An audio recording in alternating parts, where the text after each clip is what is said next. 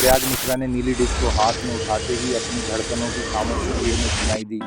वह उस डिश की चमक को देखता रहा, जैसे वह किसी जादुई संसार में खो गया हो। उसके मन में शंकाएं और प्रश्न उमड़ने लगे और वह उन संकेतों को समझने की कोशिश करने लगा। हर एक पैटर्न और हर एक चमक उसके अंदर एक जिज्ञासा जगा रही थी, जैसे कोई अनकही कहानी उसकी ओर इशारा कर रही हो। अचानक उसके मन में एक दृष्टि कौंध गई। दादाजी की पुरानी डायरी में वह विशेष शब्द और दृष्टांत उभरने लगे। सप्त चक्र, यही वह कुंजी हो सकती थी जिससे गुप्त तिजोरी का रहस्य खुल सके। प्रयाग ने महसूस किया कि यह केवल संयोग नहीं था, ये एक संकेत था, जैसे यूनिवर्स ने उसे एक दिशा दिखाई हो। उसका दिल तेजी से धड़कने लगा और वह अतीत के उस गूढ़ रहस्य को समझने के लिए तत्पर हो उठा। प्रयाग ने तत्काल दादाजी की लाइब्रेरी की ओर कदम बढ़ाए। जैसे ही उसने तिजोरी की ओर बढ़ा, एक रहस्यमय एहसास उसके अंदर दौड़ने लगा। वहाँ मौजूद आकृतियाँ जो नीली डिश पर थीं उसे याद आईं। एक आशंका ने उसे घेर लिया। क्या यह डिश वास्तव में उस तिजोरी की कुंजी थी?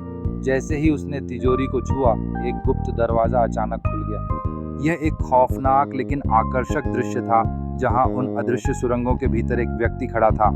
यह व्यक्ति एक माया जैसा प्रतीत हो रहा था, जिसके हाथ में वही संकेत था जो नीली डिश पर था।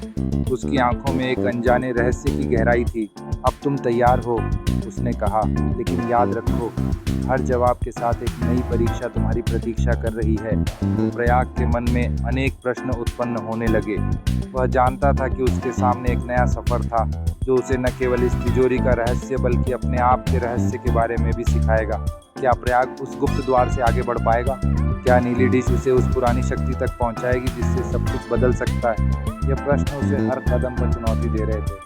रहस्यमयी व्यक्ति उसके अंदर की गहराइयों में उतरने का निमंत्रण दे रहा था। अब प्रयाग को अपने साहस और बुद्धि का उपयोग करके इन पहेलियों को सुलझाना होगा। बस अब एक ही बात तय थी, उसका सफर अब शुरू हुआ है।